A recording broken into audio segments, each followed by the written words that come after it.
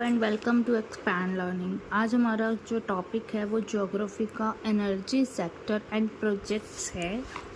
ऊर्जा means energy.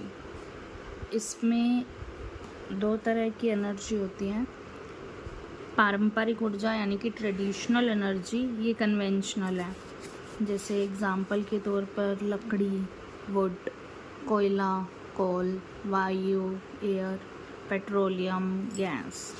और second one is गैर पारंपरिक ऊर्जा स्रोत, non conventional energy source.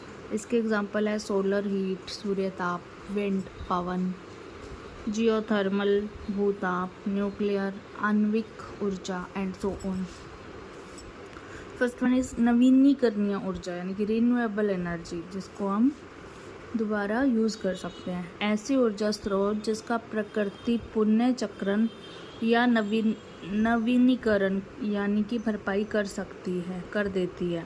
Those energy sources refilled by nature like wind, geothermal, solar heat. And second one is अनवीकरणीय ऊर्जा यानी कि नॉन रिन्यूएबल एनर्जी सोर्सेज, जिसकी भरपाई प्रकृति तुरंत या आगामी वर्षों में नहीं कर पाती है। वह संसाधन समाप्त हो जाता है, जैसे coal, woods, petroleum and natural gas. All are bio energy sources यानी कि जैव ईंधन ऊर्जा स्रोत है। ऊर्जा स्रोत जिससे भारत में विद्युत उत्पादन ईंधन के रूप में या संसाधन के रूप में प्रयोग करके होता है। एग्जाम्पल वाटर, हाइड्रो, जल विद्युत, कोल और गैस जो है वो थर्मल है यानी कि तापीय है। फोर्थ वन इज न्यूक्लियर, आणविक, जियोथर्मल, भूतापीय, विंड, पवन, सोलर, सूर्यताप, बायोगैस, जीव गैस। ओशन जो समुंदर है हमारे ओशन है। थर्मल एनर्जी, समुंदर तापीय ऊर्जा। टाइडल एनर्जी, ज्वारीय ऊर्जा। एकमात्र सोलर एनर्जी को छोड़कर सभी संसाधन से विद्युत निर्माण में टरबाइन यानी कि चक्की की ज़रूरत होती है। सिर्फ सोलर एनर्जी में चक्की की ज़रूरत, टरबाइन की ज़रूरत नहीं होती है। जबकि सूर्य ताप सिलिकॉन चिप्स की मदद से डायरेक्ट इलेक्ट्रिसिटी यानी कि विद्युत में कन्वर्ट हो जाती है।